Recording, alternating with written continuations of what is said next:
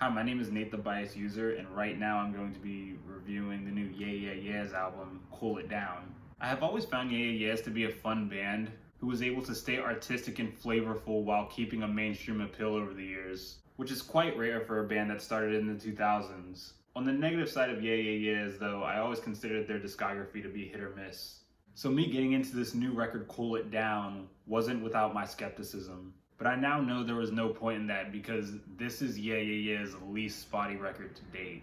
The album introduces itself with the catchy and spacey Spitting Off the Edge of the World, having windy production that usually correlates to songs I don't like all that much. But the clear production of the instruments, especially the drums, removes the negatives I usually have with it. Onto the vocals, Karen O makes a great return, showing she can still pull off the cracking and country accent we all know and love from her.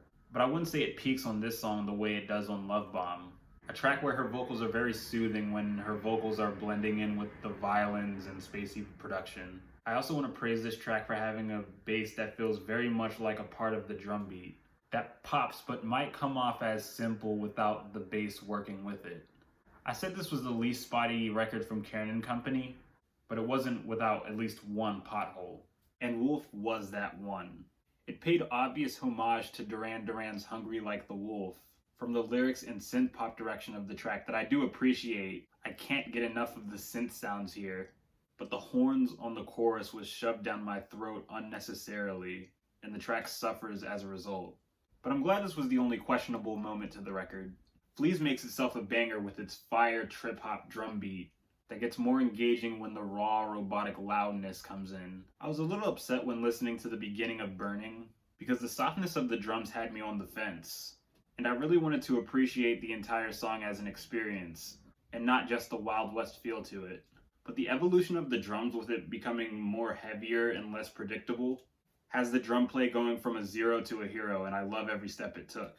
Before we get my favorite track on the album, we get the track that has my favorite vocal performance, Blacktop, where Karen's singing is beautiful and full of spirit, and the instrumental might be low-key, but the pressure we get from the plucking sounds on this thing still has me believing the instrumental did just as, if not more than it needed to do for this track to be great. But on to my favorite track on this record, Different Today. That sounds like Karen O was frolicking while singing this song.